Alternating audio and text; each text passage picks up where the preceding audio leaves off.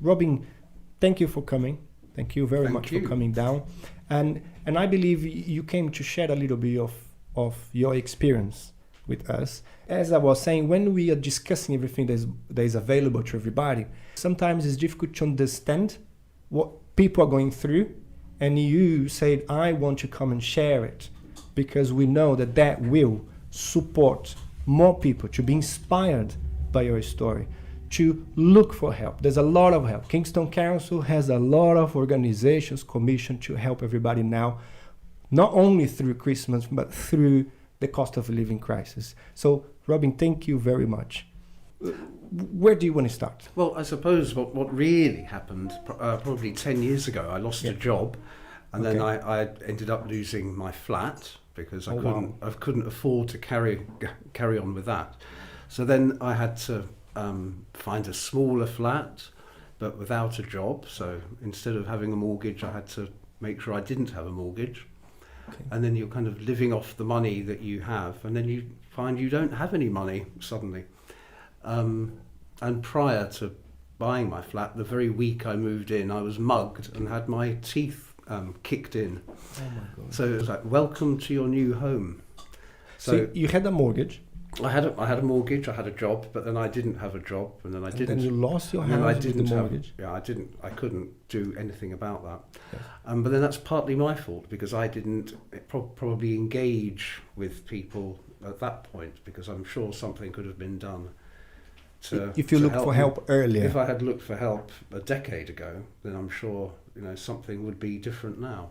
And what was your rationale, if you don't mind me asking? Why at that time you thought, I don't need to look for help? I just didn't know quite where to look. And I guess there's also the onus of, well, I know they've sent me a link to a website, or they've sent me something, but what's happening? What's going to happen when I go there? But can they really help me? Mm-hmm. But going further along the line, you do buy a new place, but then you don't have a job, and then you think, oh, I don't have any teeth. They've been taken away from me. So what do I do now? And luckily, a friend needed somewhere to live, so they've moved in to a spare room. So they were keeping me going with their money, and then they lost their health. So suddenly there are two individuals living without, with very little money coming in, basically. And that's when a year ago or so, in fact it was the 30th of November last year, was the first time that I went along. And that was basically for COVID and flu things. And then there was there was also a food bank there. And I thought, well, actually, we don't have any food at the moment. There's very little in the cupboard. So that helped, and that's why for the past year it's probably helped, fund, a third of the week for me. A third of the week? Yeah, yes, I should. With the support you can get? I think it probably, it feeds the cat for one day, it feeds me and another person for a day and a half. Wow. Of the week, and that leaves you to think, right, now I can concentrate on the other 5 days. You have some headspace. It gives you that room. And when you went to look for help, what did you find? The people?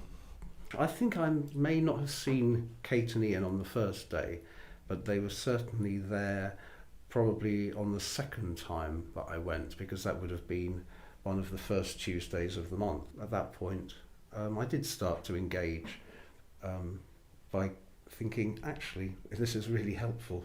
It was a bit embarrassing turning up the first time. In fact, the first time I didn't go to the food bank because I thought I needed something to get in. But so there's a lot of misconceptions that people think. I think this is what you're sharing, isn't it?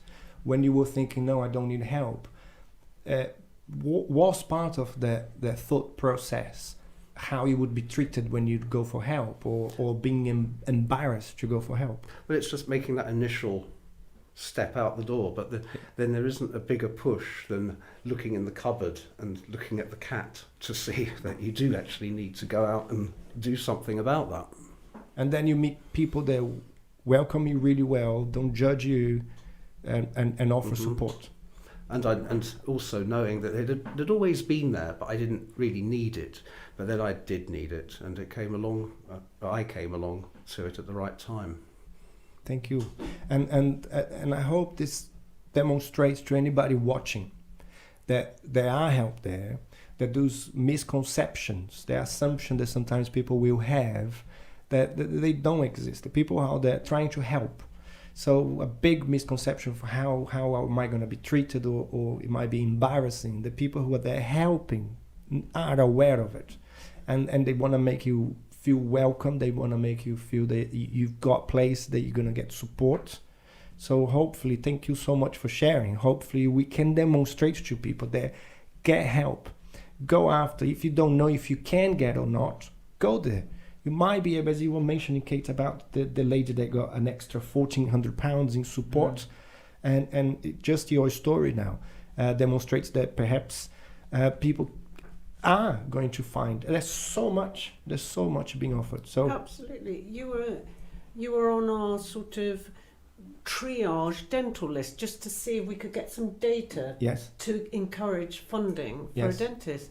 And I remember you walking past my house, and I had just heard that we'd got funding for a dentist, and I said, "You're going to be seen." And he was that was lovely to be able to tell you that actually we've been successful with the grant and we can help you.